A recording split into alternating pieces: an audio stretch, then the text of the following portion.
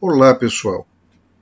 Dando continuidade ao estudo de neuroanatomia funcional básica, vamos conversar agora sobre o cerebelo. Um órgão importante que preenche a maior parte da fossa posterior, classicamente associado ao controle da motricidade, mas que tem algumas outras funções sendo descobertas e estabelecidas principalmente nos últimos anos, e que tem uma série de padronizações do estudo das suas diferentes regiões para que possa ser bem compreendido. Nós vamos ver isso.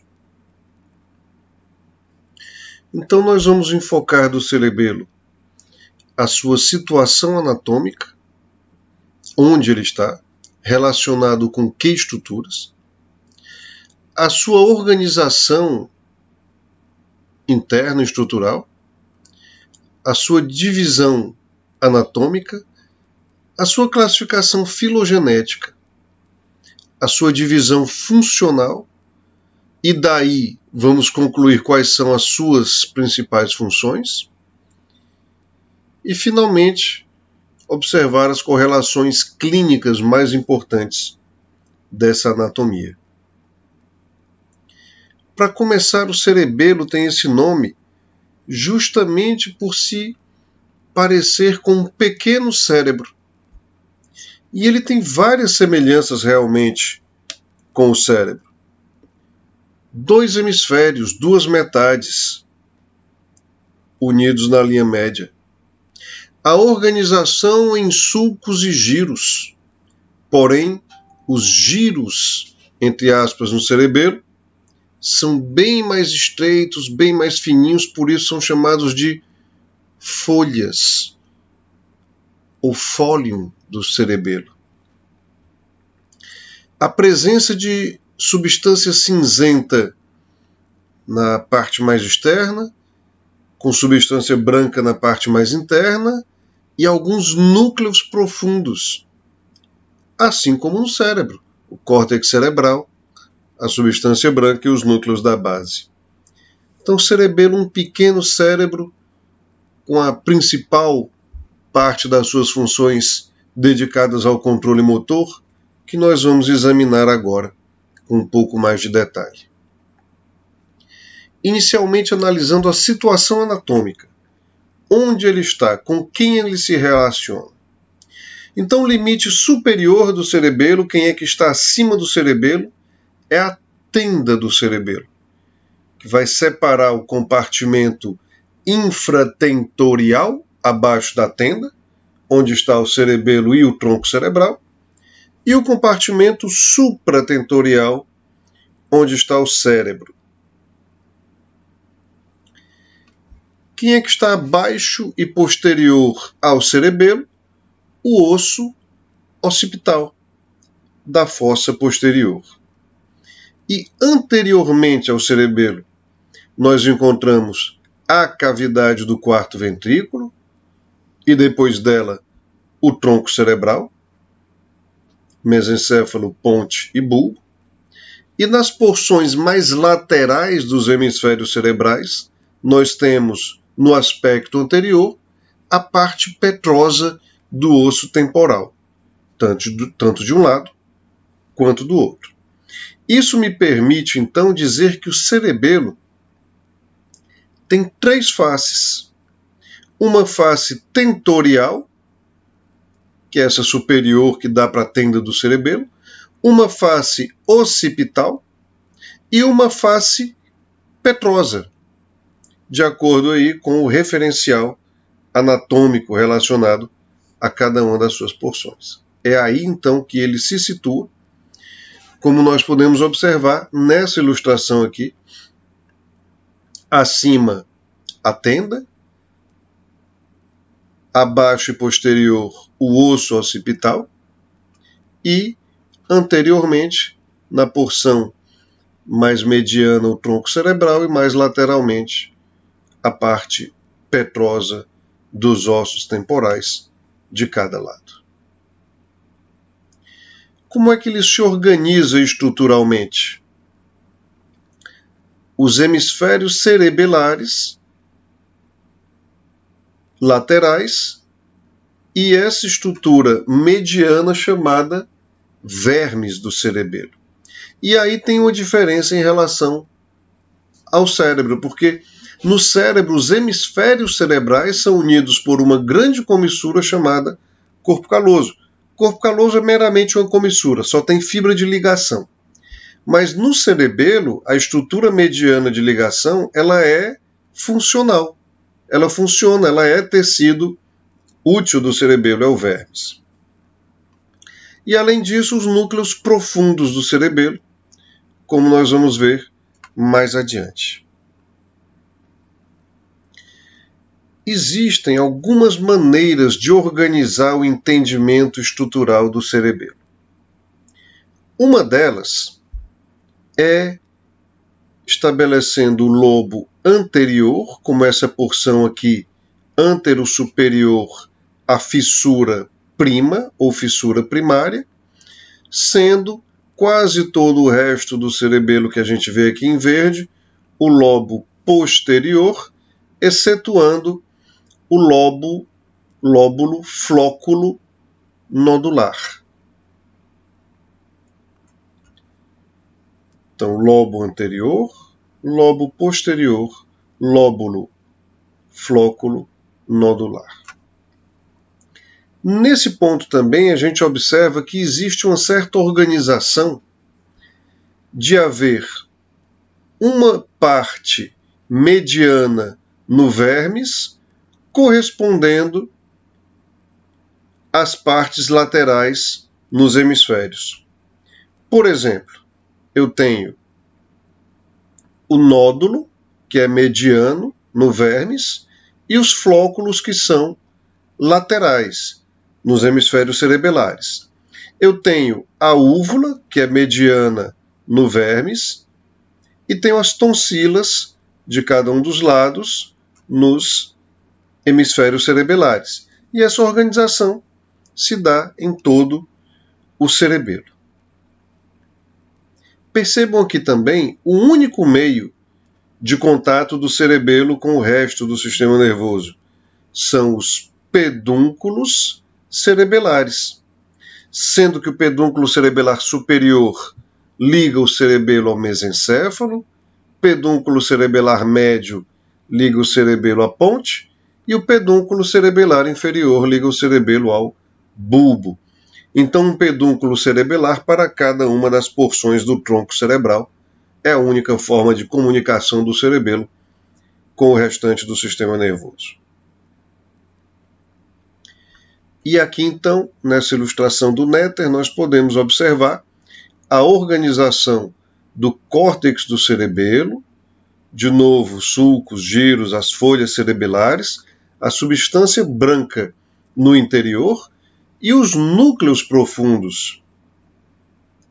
Núcleo fastigial, mais próximo da linha média, os núcleos emboliforme e globoso, intermediários, e o conjunto deles dois constitui o que nós chamamos de núcleo interpósito, e o núcleo denteado, que é o maior de todos, é mais lateral e é inclusive possível de ser visualizado na peça macroscópica no laboratório de neuroanatomia quando realizada uma secção adequada do cerebelo.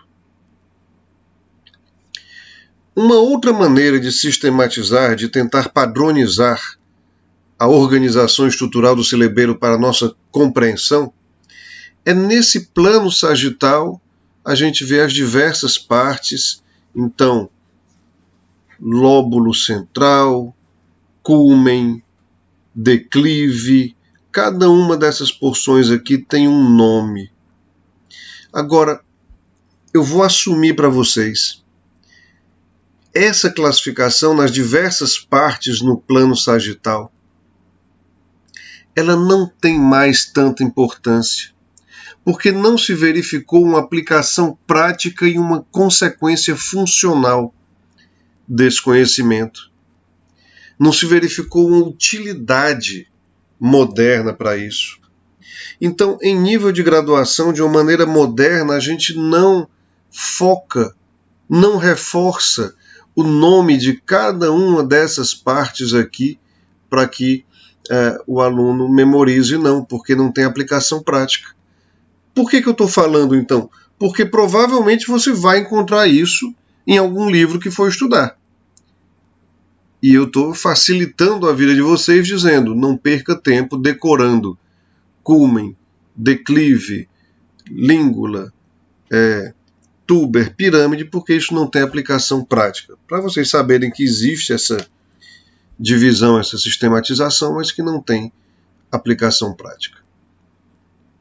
Eu vou falar as partes que mais interessarem, basicamente o nódulo e o flóculo, porque constituem uma das divisões funcionais do cerebelo, e a úvula com as tonsilas, porque está envolvida em uma doença, em uma condição conhecida como a deformidade de Chiari.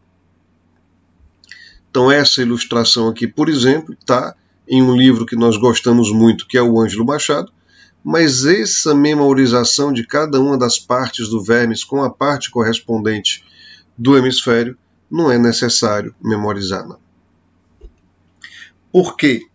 Essa divisão anatômica aqui, que vai redundar em uma divisão funcional, ela é que vai ser importante para a gente. Uma zona medial composta principalmente pelo verme cerebelar, uma zona intermédia que é a parte dos hemisférios mais próxima da linha média, mais próxima do vermes, e uma zona lateral que é a maior parte dos hemisférios cerebelares. Tudo isso fora o lóbulo flóculo nodular, que constitui sozinho uma das áreas funcionalmente independentes do cerebelo. Então essa divisão anatômica é importante, essa é que a gente quer que vocês compreendam, porque ela vai ter consequência funcional para a gente entender como é que o cerebelo funciona do ponto de vista fisiológico. Então uma área, uma zona medial, uma zona intermédia e uma zona lateral nos hemisférios. Interessante perceber que cada uma dessas zonas vai utilizar como intermediário, como conexão, um dos núcleos profundos. Então a zona medial vai se relacionar mais com o núcleo fastigial, a zona intermédia com o núcleo interpósito e a zona lateral com o núcleo denteado. Nesse ponto eu acho importante chamar a atenção para a classificação filogenética. E eu aviso a vocês que em algumas fontes, alguns livros, inclusive o livro que a gente adota do professor Ângelo Machado, a classificação filogenética ela é um pouco deixada de lado. Mas eu acho que ela tem um caráter didático muito importante. A divisão do cerebelo em arquicerebelo, paleocerebelo e neocerebelo. Façamos um paralelo com o córtex cerebral. Nós já estudamos a divisão em arquicórtex, que é o evolutivamente mais antigo, o paleocórtex, que é antigo, mas não tão antigo como o arquicórtex, e o neocórtex, que é o mais moderno. Ora, existe essa divisão também no cerebelo, arquicerebelo, paleocerebelo, neocerebelo, e também corresponde à função evolutivamente surgida mais precocemente ou mais modernamente ao longo da evolução do sistema nervoso. E de uma maneira aproximada eu posso dizer que o arquicerebelo se refere mais a funções de equilíbrio e postura, o paleocerebelo a tônus muscular e o neocerebelo a coordenação de movimentos. Isso é coerente com as funções motoras que os animais foram adquirindo ao longo da evolução. Então, apesar de as fontes bibliográficas irem aos poucos deixando essa classificação de lado, eu acho que ela ainda tem um valor didático no sentido de fazer o estudante compreender a função do cerebelo e como ela evoluiu ao longo do tempo. E aqui, finalmente, que realmente importa é a divisão funcional. Vestíbulo cerebelo, espino cerebelo, cérebro cerebelo. Vestíbulo cerebelo, parte do cerebelo que se relaciona mais com os núcleos vestibulares do tronco cerebral.